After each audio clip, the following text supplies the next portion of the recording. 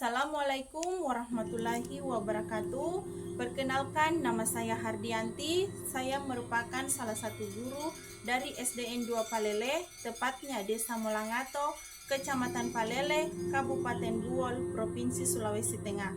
Dalam video pembelajaran ini, saya akan membawakan materi tentang iman kepada kitab-kitab Allah Subhanahu wa Ta'ala. Apa pengertian iman kepada kitab-kitab Allah Subhanahu wa Ta'ala? Nah, pengertian iman kepada kitab-kitab Allah Subhanahu wa Ta'ala adalah mempercayai dan meyakini sepenuh hati bahwa Allah Subhanahu wa Ta'ala telah menurunkan kitab-kitabnya kepada para nabi atau rasul yang berisi wahyu Allah untuk disampaikan kepada seluruh umat manusia. Selanjutnya, nama-nama kitab Allah Subhanahu wa Ta'ala dan rasul yang menerimanya. Nah, kitab-kitab Allah Subhanahu wa Ta'ala yang wajib diimani ada 4. 1. Kitab Taurat.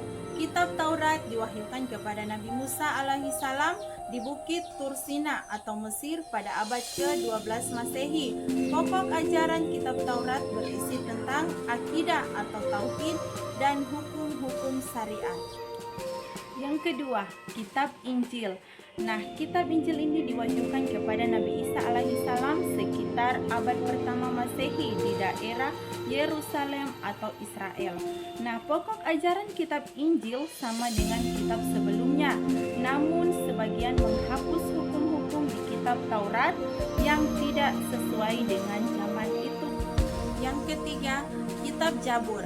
Kitab Jabur diwahyukan kepada Nabi Daud alaihissalam sekitar abad ke-10 Masehi di daerah Yerusalem atau Israel. Pokok ajaran kitab Jabur berisi tentang zikir, nasihat, hikmah, tetapi tidak memuat hukum-hukum syariat. Kemudian yang keempat, kitab Al-Quran.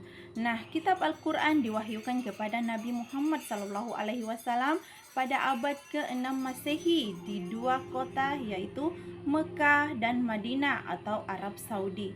Nah, Al-Quran merupakan kitab suci terlengkap abadi sepanjang masa.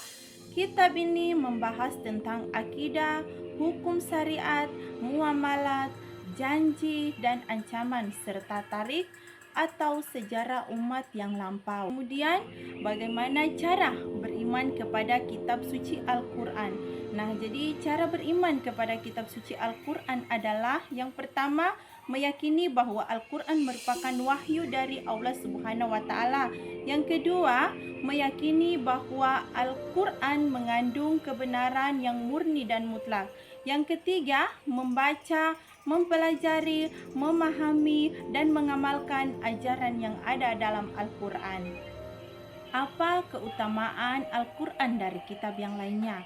Nah, keutamaan Al-Quran dari kitab yang lainnya adalah Al-Quran terpelihara kemurniannya hingga akhir zaman.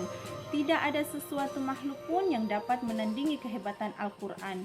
Kemudian membaca Al-Quran merupakan ibadah dan isi Al-Quran mencakup semua aspek kehidupan manusia dan sesuai dengan fitrah manusia. Kemudian, apa itu hikmah iman kepada kitab-kitab Allah Subhanahu wa Ta'ala? Nah, hikmah iman kepada kitab-kitab Allah Subhanahu wa Ta'ala adalah mempertebal keimanan kepada Allah Subhanahu wa Ta'ala, mengetahui perhatian Allah Subhanahu wa Ta'ala terhadap hamba-hambanya yang menjadikan hidayah bagi setiap umat, mengetahui hikmah Allah Subhanahu wa Ta'ala menurunkan kitab-kitab dan hukum-hukumnya sesuai keadaan setiap umat, dan menyadarkan kita akan kasih sayang Allah Subhanahu wa Ta'ala, menanamkan sikap toleransi terhadap penganut agama lain. Itulah materi yang bisa saya sampaikan. Semoga bermanfaat bagi kita semua. Sekian dan terima kasih. Assalamualaikum warahmatullahi wabarakatuh.